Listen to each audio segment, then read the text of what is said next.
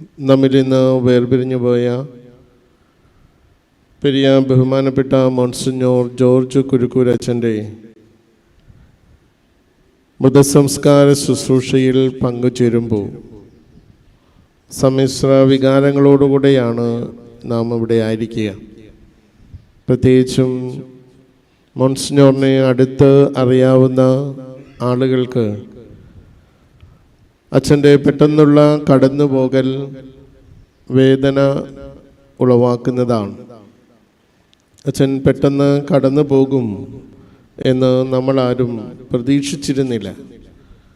പ്രതീക്ഷിക്കാത്തൊരു സമയത്താണ് അച്ഛൻ നിര്യാതനായി എന്ന വാർത്ത കേൾക്കുന്നത്.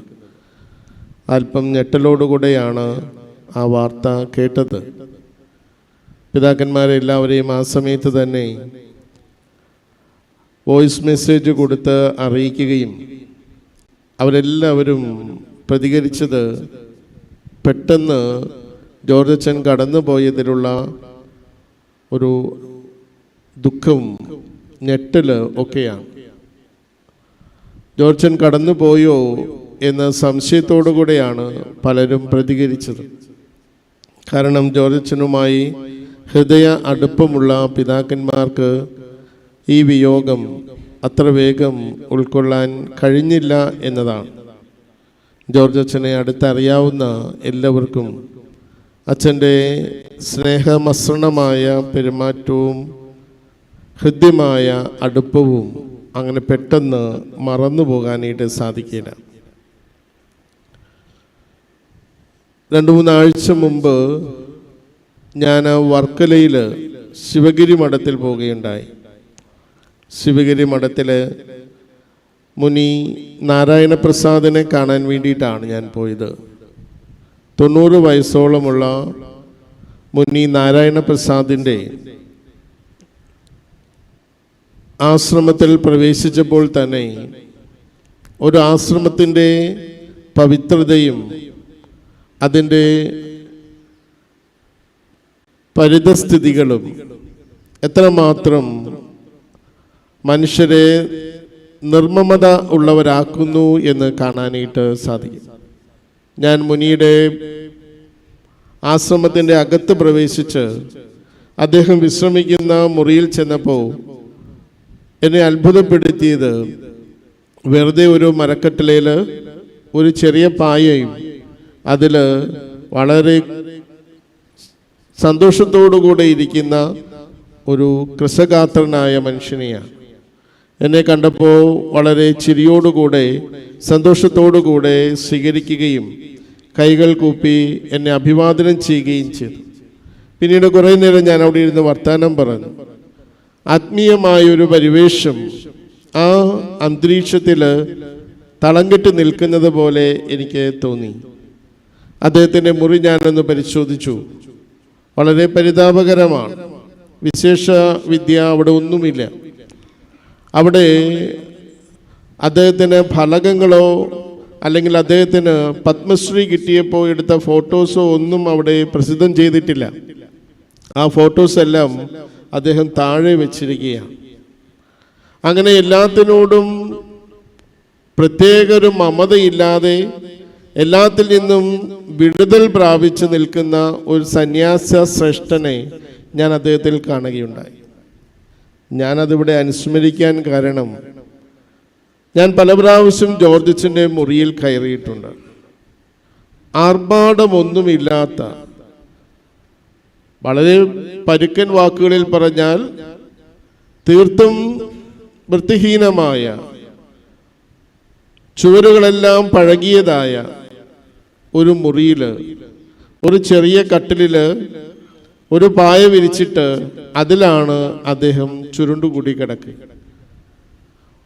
ഒന്നിനോടും അതിയായ താല്പര്യത്തിൽ അദ്ദേഹം പ്രവർത്തിച്ചിരുന്നു എന്ന് തോന്നിയിട്ടില്ല. ആ മുറി വൃത്തിയാക്കുന്നതിനെ കുറിച്ചോ പെയിന്റ് അടിക്കുന്നതിനെ കുറിച്ചോ ഒക്കെ അച്ഛന്മാര് പറഞ്ഞിട്ടുണ്ട്. പക്ഷെ അദ്ദേഹത്തിന് അതിലൊന്നും ഒരു താല്പര്യമുണ്ടായിരുന്നില്ല. ആ ആയിരിക്കുന്ന അവസ്ഥയെ സന്തോഷത്തോടുകൂടെ സ്വീകരിക്കുകയും പരാതികളും പരിഭവങ്ങളും ഇല്ലാതെ ആ കൊച്ചുമുറിയിലെ അസൗകര്യങ്ങളുടെ ഇടയിൽ ഒരു സന്യാസിയെ പോലെ അദ്ദേഹം ജീവിക്കുകയായിരുന്നു. ഒന്നിനോടും പ്രത്യേക മമതയില്ലാതെ, പ്രത്യേക താല്പര്യമില്ലാതെ. അദ്ദേഹത്തെക്കുറിച്ച് അഭിമന്യ പിതാക്കന്മാരും 3 പേരും അവരെ സന്ദേശത്തിൽ പ്രതിപാദിക്കുകയുണ്ടായി. നമുക്കെല്ലാവർക്കും കൃത്യമായി അറിയാവുന്ന ജോർജ് കുരുക്കൂരച്ഛനെ അഭിമന്യ പിതാക്കന്മാരും 3 പേരും മനോഹരമായിട്ട് തന്നെ നമ്മുടെ മുമ്പിൽ അവതരിപ്പിച്ചു. അതിൽ നിന്ന് വ്യത്യസ്തമായിട്ട് എന്തെങ്കിലും പറയുവാനായിട്ട് എൻ്റെ കൈവശവുമില്ല. പക്ഷെ എനിക്കറിയാവുന്ന കുരുക്കൂരച്ഛൻ ഒന്നിനോടും പ്രത്യേകമായി താല്പര്യപ്പെട്ട് ജീവിച്ച ആളല്ല. ഞാനിത് പറയുമ്പോൾ എനിക്ക് മുമ്പ് POCയുടെ ഡയറക്ടറായിരുന്ന പ്രനിലമച്ചൻ ഇവിടെയുണ്ട്. വർഷങ്ങൾക്ക് മുമ്പ് കുരുക്കൂരച്ഛൻ അവിടെ വരുമ്പോൾ അവിടെ ശുശ്രൂഷ ചെയ്തിരുന്ന പ്ലാച്ചിക്കലച്ഛൻ ഇവിടെ ഇരിപ്പുണ്ട്. അച്ഛനോടൊപ്പം ശുശ്രൂഷ ചെയ്ത വൈദികര്, സിസ്റ്റേഴ്സ് ഒക്കെ ഇവിടെയുണ്ട്. എല്ലാവർക്കും പറയാനായിട്ടുള്ള ഒരു കാര്യം, ഗുരുജി എന്ന് ഞങ്ങൾ സംബുദ്ധി ചെയ്യുന്ന കുരുക്കൂരച്ഛൻ്റെ സ്നേഹമസൃണമായ ഇടപെടലായിരിക്കും. അച്ഛന് POCയിലെ കുടുംബാംഗങ്ങളോട് മാത്രമായിരുന്നില്ല ഈ പ്രത്യേക സ്നേഹവും വാത്സല്യവും. POCക്ക് ചുറ്റുമുള്ള കുടുംബങ്ങളെല്ലാം അച്ഛന് ചിരപരിചിതമായിരുന്നു. 30 വർഷത്തോളമുള്ള അദ്ദേഹത്തിൻ്റെ അവിടുത്തെ ജീവിത കാലഘട്ടത്തിൽ POCയോട് അനുബന്ധിച്ച് എല്ലാ വീടുകളും സന്ദർശിക്കുവാനായിട്ട് അദ്ദേഹത്തിന് സാധിച്ചിരുന്നു. അതുകൊണ്ട് അച്ഛനെ കാണുവാനും കേൾക്കുവാനും അച്ഛൻ്റെ ആശീർവാദം സ്വീകരിക്കുവാനുമായിട്ട് അടുത്തുള്ള ആളുകൾ അവിടെ പല പ്രാവശ്യം വന്നത് ഞങ്ങൾ കണ്ടിട്ടുണ്ട്. അങ്ങനെ ആയിരുന്ന സമൂഹത്തിൻ്റെ എല്ലാവരുമായിട്ട് നന്നായിട്ട് ഇടപഴകി ജീവിച്ച വിശുദ്ധനായ ഒരു സന്യാസ ശ്രേഷ്ഠനായ വന്യ പുരോഹിതൻ മോൺസിഞ്ഞോർ ജോർജ് കുരുക്കൂരിന്റെ മുമ്പിൽ നമ്മുടെ ശിരസ്കരായിരിക്കുവാനും അദ്ദേഹത്തോട് ആദരവ് കാണിക്കുവാനും നാം ഇങ്ങനെ ഒരുമിച്ച് കൂടുമ്പോൾ, പ്രിയപ്പെട്ടവരെ, നമ്മിൽ നിന്ന് കടന്നു പോകുന്നത് വിശുദ്ധിയോട് ജീവിച്ച ഒരു പുണ്യപുരുഷനാണ്. അച്ഛന് ഇടയ്ക്കിടയ്ക്ക് ഇങ്ങനെ പുറപുറുക്കുമായിരുന്നു. അതെന്താണെന്ന് നമ്മൾ ശ്രദ്ധിച്ചാൽ അറിയാം. എൻ്റെ ഈശോയെ, എൻ്റെ മാതാവേ എന്ന് അച്ഛൻ ഇങ്ങനെ ഇടയ്ക്കിടയ്ക്ക് പറയും. അച്ഛൻ്റെ മുറിയിൽ നിന്ന് ചിലപ്പോൾ അച്ഛന് കൈകാലുകൾ വേദനയെടുക്കുമ്പോൾ മുരളലൊക്കെ കേൾക്കാം. നമ്മൾ കാതോർത്താൽ അതെല്ലാം ഈശോയെ എന്നൊരു വിളിയാണ് എന്ന് നമുക്ക് മനസ്സിലാക്കാൻ സാധിക്കും. അച്ഛൻ പലപ്പോഴും സ്റ്റെപ്പ് ഇറങ്ങി വരുമ്പോൾ അച്ഛൻ്റെ വായിൽ നിന്ന് ഉതിർന്നു വരുന്ന വാക്കുകൾ ഈശോയെ ഈശോയെ എന്നുള്ളതാണ്.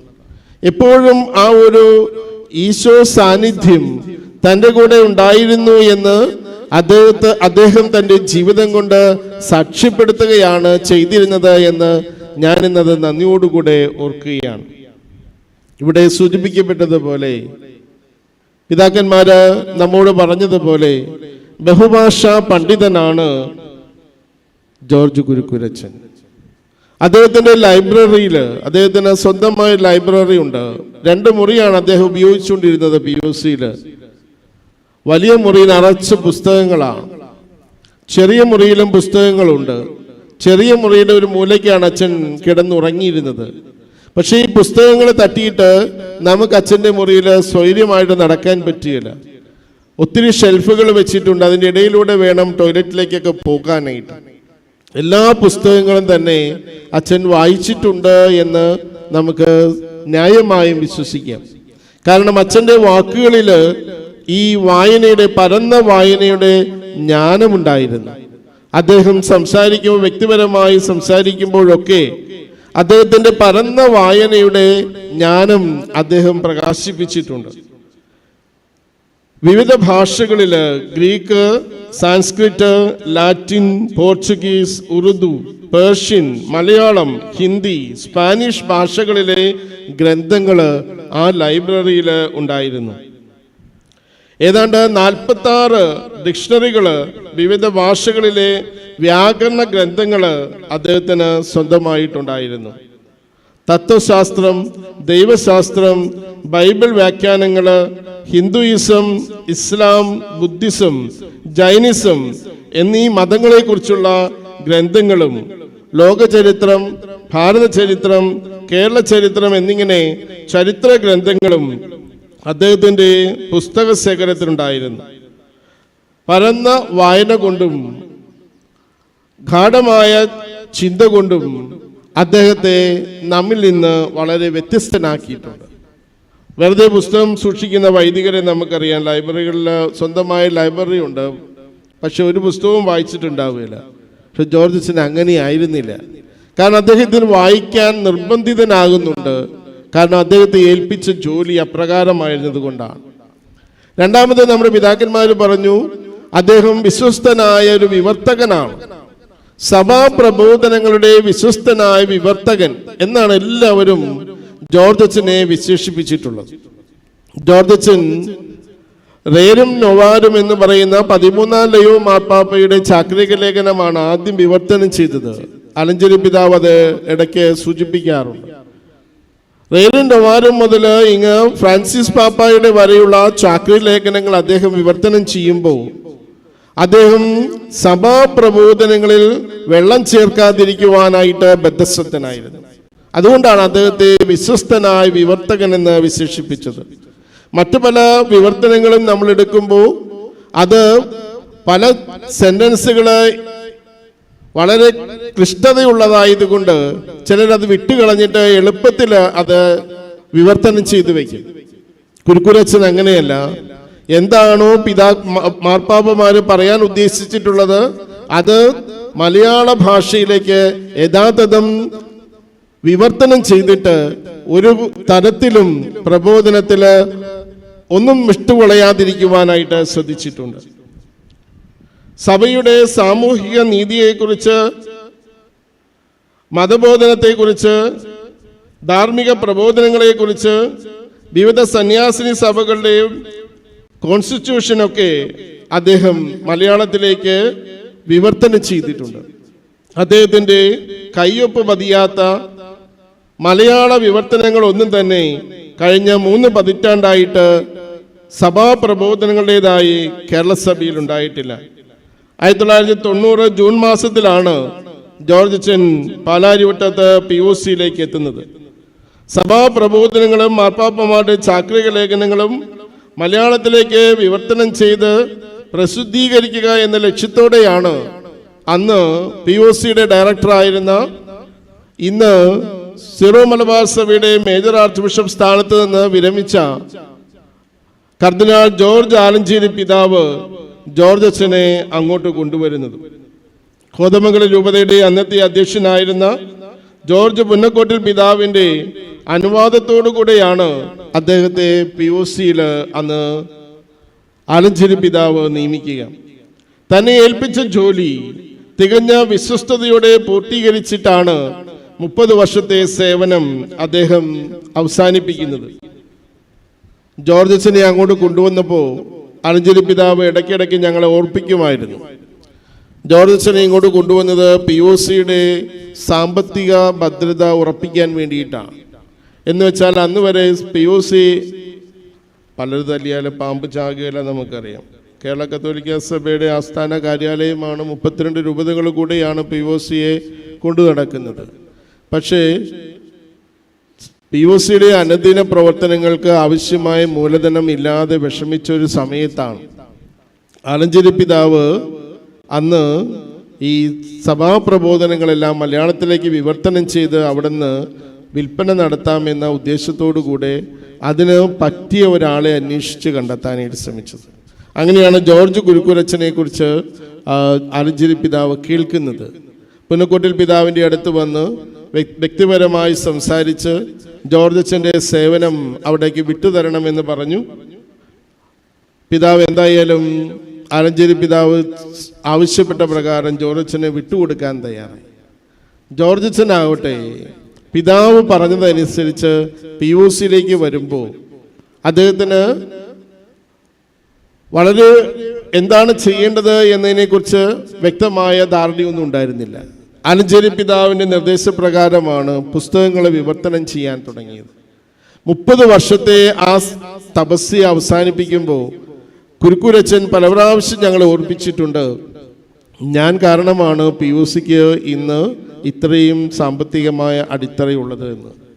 ഞാൻ നന്ദിയോടുകൂടെ പറയുന്നു, PUCയുടെ സാമ്പത്തിക ഭദ്രതയ്ക്ക് ഉറപ്പ് നൽകിയത്, കൃത്യമായി അതിനെ അരക്കിട്ടുറപ്പിച്ചത് അച്ഛൻ്റെ നിസ്തുലമായ അച്ഛൻ്റെ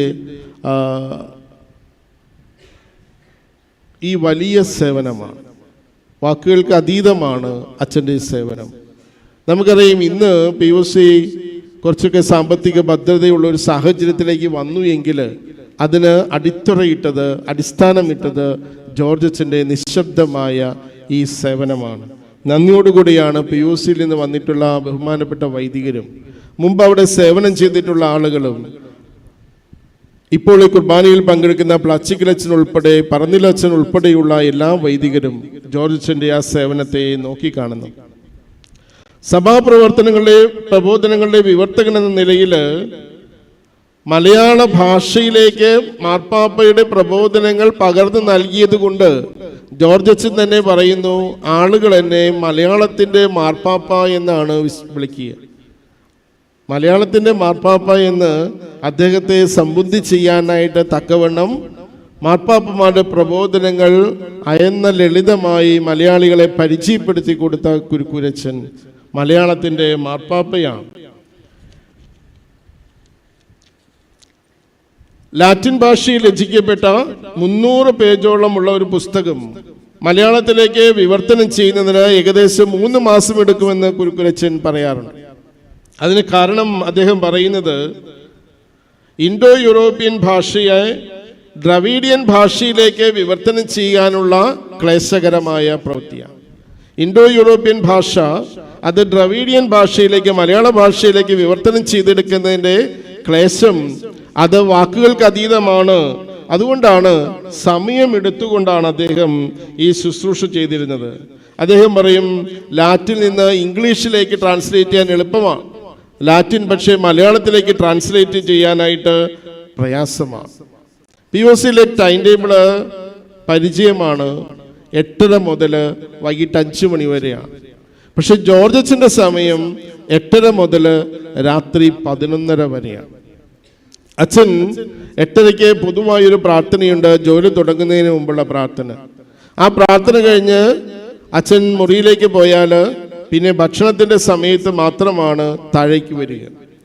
ബാക്കി എല്ലാ സമയവും അച്ഛൻ്റെ ആ കൊച്ചു മുറിയിൽ, ആ കസേരയിൽ, ടേബിളിൻ്റെ പിന്നിൽ ഇരുന്നു കൊണ്ട് ജോലിയിൽ വ്യാപൃതനാണ്. 1 മണിക്കൂർ നടക്കുക എന്നുള്ളത് അദ്ദേഹത്തിൻ്റെ ദിനചര്യയുടെ ഭാഗമാണ്. ഈ കാര്യങ്ങളിലൊന്നും മുടക്കം വരുത്താതെ രാത്രി 11 മണി വരെ കൃത്യമായിട്ട് ജോർജ് അച്ഛൻ പ്രായം നോക്കാതെ തന്നെ ജോലി ചെയ്തിട്ടുണ്ട്.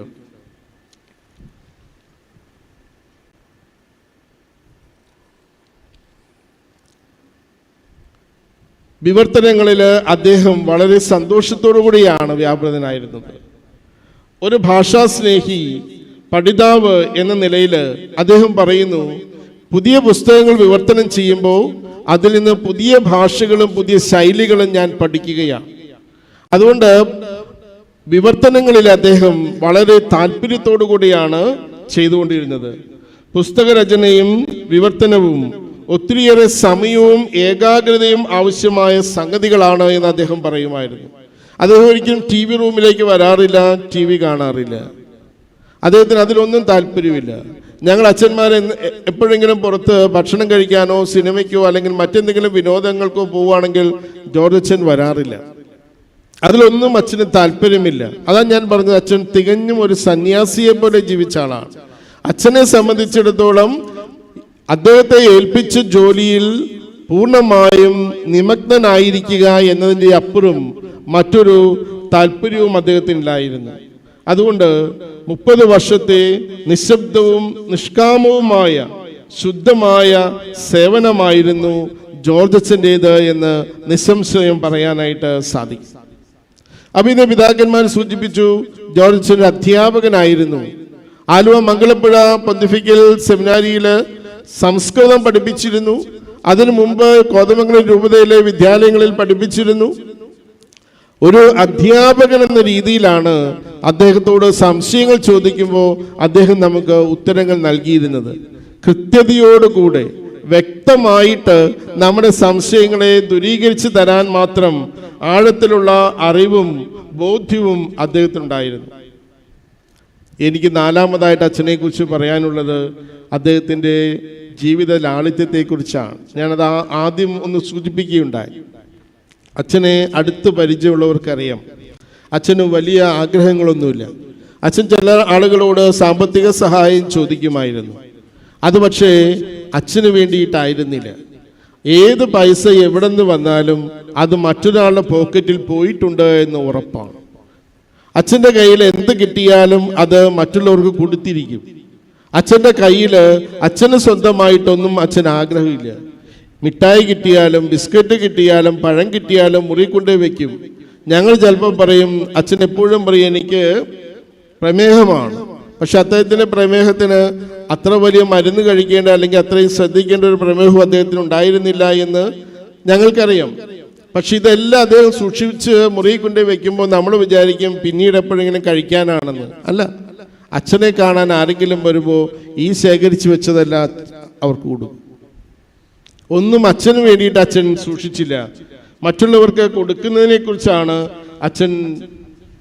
ഇനി അച്ഛനോട് നമ്മൾ ചില വീട്ടുപേരുകളെ കുറിച്ചോ സ്ഥലനാമങ്ങളെ കുറിച്ചോ ചോദിച്ചോളൂ, അച്ഛൻ അതിൻ്റെ വിൽപ്പത്തി അതിൻ്റെ ഉത്ഭവം മുതൽ അതിൻ്റെ സാഹചര്യങ്ങൾ മുഴുവൻ, അതെങ്ങനെയാണ് ആ പേര് ഇങ്ങനെ വന്നു ചേർന്നത് എന്നതിൻ്റെ ചരിത്രവും അതിൻ്റെ എല്ലാ സാഹചര്യങ്ങളും നമ്മളോട് വിശദീകരിച്ച് നൽകും.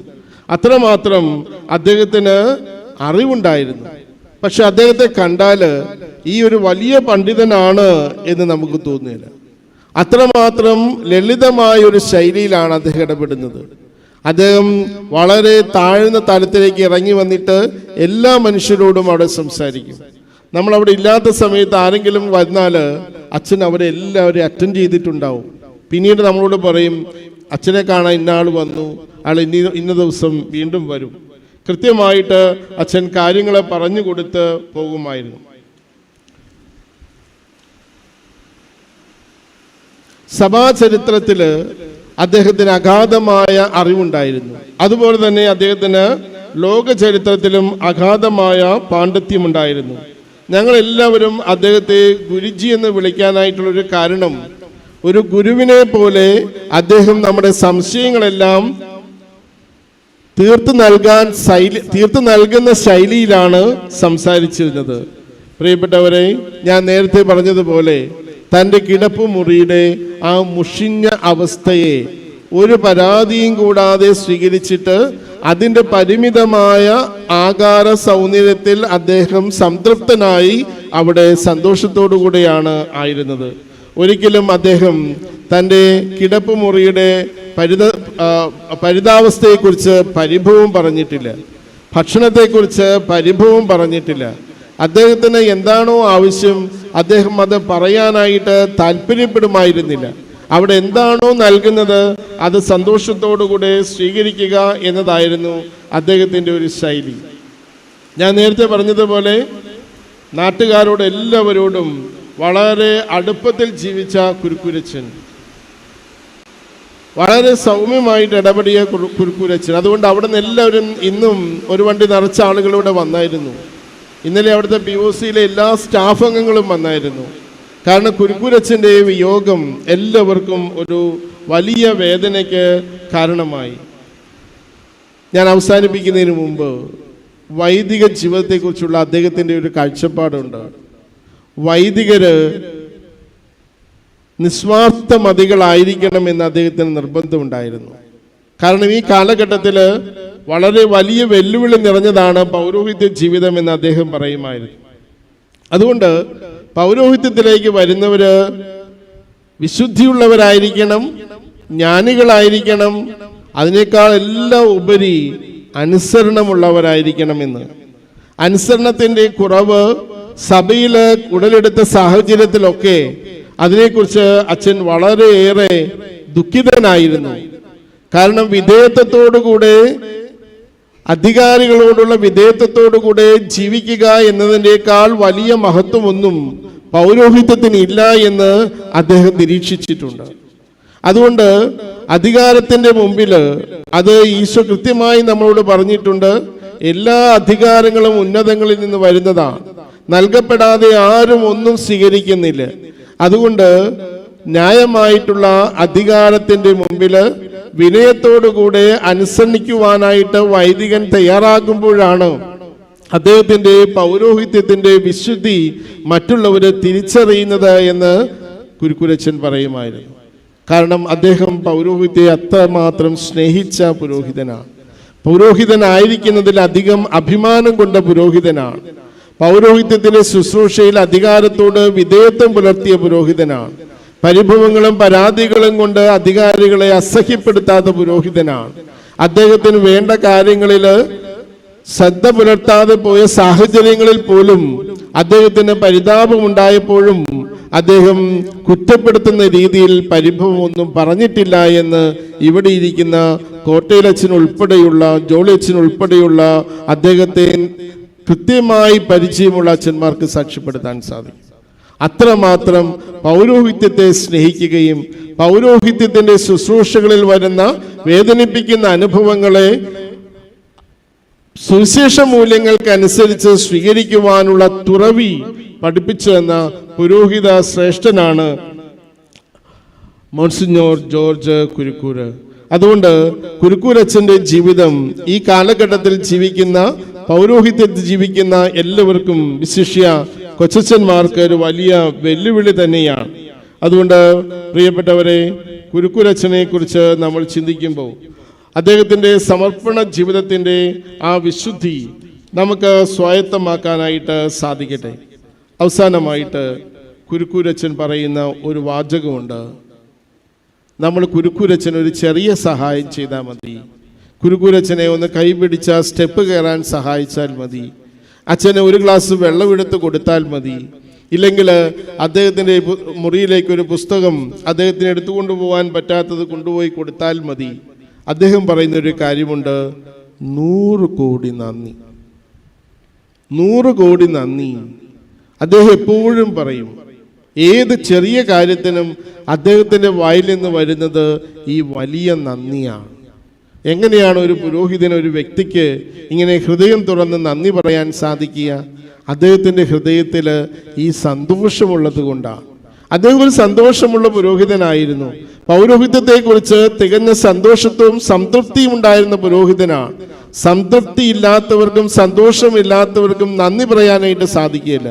അവിടെയും പരിഭവം പറയാനും കുറ്റം പറയാനുള്ള സാഹചര്യമുണ്ടോ എന്ന് നോക്കുന്ന ഒരു പശ്ചാത്തലത്തിലാണ് 100 കോടി നന്ദി എന്ന് പറയുന്നത്. ഞാൻ അവസാനിപ്പിക്കുന്നത് അങ്ങനെയാണ്. പെരിയ ബഹുമാനപ്പെട്ട മോൺസിഞ്ഞോർ ജോർജ് കുരുക്കൂർ,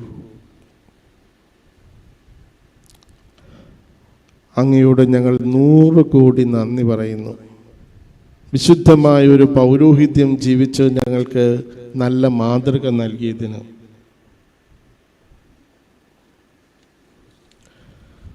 സഭാപ്രബോധനങ്ങളുടെ വിശ്വസ്ത വിവർത്തകനായി മലയാളത്തിന് സഭാപ്രബോധനങ്ങൾ പകർന്ന് നൽകിയതിന്, ജ്ഞാന തപസ്വിയായി ഞങ്ങളുടെ ഇടയിൽ ജീവിച്ചതിന്, നിർമ്മമതയോടെ ലോകത്തിൻ്റെ ആകർഷങ്ങളോട് പ്രതികരിച്ചതിന്, മുനിവൈര്യൻ്റെ ശൈലി സ്വന്തമാക്കിക്കൊണ്ട് ലാളിത്യം നിറഞ്ഞ ജീവിതം നയിച്ചതിന്, ഉത്തമ ബോധ്യത്തോടും അനുസരണത്തോടും കൂടി സഭാധികാരികളുടെ നിർദ്ദേശങ്ങളോട് വിധേയത്വം പുലർത്തിയതിന്, ജീവിതം പോലെ തന്നെ ശാന്തമായി മരണം സ്വാഗതം ചെയ്തതിന്, മഹാനായ ഗുരുജി, അങ്ങയ്ക്ക് 1 കോടി നന്ദി, 1 കോടി പ്രണാമം.